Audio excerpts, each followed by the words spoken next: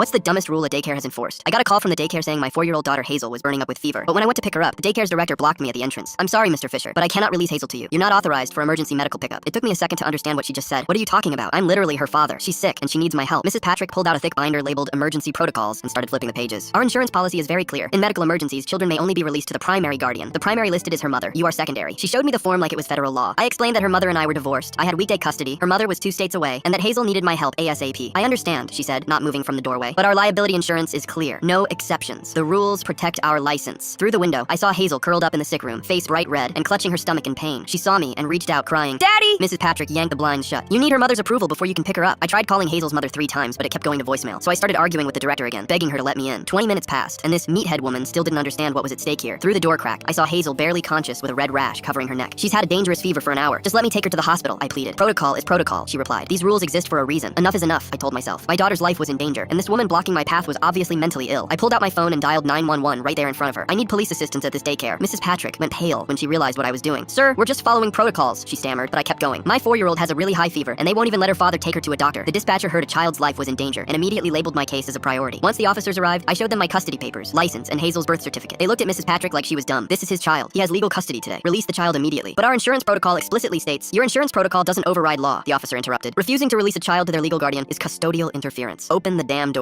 Mrs. Patrick fumbled for keys, muttering about liability forms. They escorted me inside where I finally scooped up Hazel, but she was in bad shape. Her skin was burning hot, her hair was matted with sweat, and that red rash was now covering her neck and chest. I rushed to the ER as fast as I could, but the doctor's expression turned grave when he examined Hazel's rash. This is scarlet fever. See the sandpaper texture? My heart felt like it had stopped. How serious is it, doctor? It's hard to say. If this had gone untreated another 2 to 3 hours. She paused. Scarlet fever causes rheumatic fever, permanent kidney damage, heart valve problems. You should be prepared. They rushed her away for emergency treatment. The next 12 hours were the longest of my life. Monitors beeping, nurses rushing in and out, kidney function tests every few hours. I couldn't leave her side, holding her tiny hand while she fought through the fever. Then, the daycare called my phone. Did they want to apologize? Did they want to ask if my daughter was all right? Nope. They just wanted to know if she would be back Monday. I heard that and felt my patience physically snapping in half. I waited for Hazel's mother to arrive, then drove straight to the daycare with a diagnosis, papers, and photos I'd taken of Hazel hooked up to all those machines. Mrs. Patrick was at her desk, looking surprised to see me. Oh, Mr. Fisher, you're back. Will Hazel be returning next week? I slammed the hospital papers on her desk. Tell me something. Is your insurance more important than my daughter's life? Her smile faded as she read the words scarlet fever on the diagnosis. Sir, I was just following our insurance requirements. I pulled out my phone, showing photos of Hazel unconscious with tubes and wires. This is what your insurance policy did to her. Parents started gathering with horrified looks. Sir, please, let's discuss this privately, Mrs. Patrick whispered, seeing the crowd forming. No, everyone needs to know you valued a form over a father's custody rights. The doctor said 2 more hours and we'd be looking at organ failure, maybe death. A mother gasped, pulling her child closer. Mrs. Patrick was still stammering about liability and procedures, about protecting the facility from lawsuits. You were so busy protecting yourself from imaginary lawsuits that you got a real one for child endangerment, I replied. Maybe next time, trust that a father knows when his daughter needs help. The daycare ended up going bankrupt and shutting down after they paid out the settlement fee in our lawsuit. And Hazel, she made a full recovery, though those hours in the hospital still haunt me.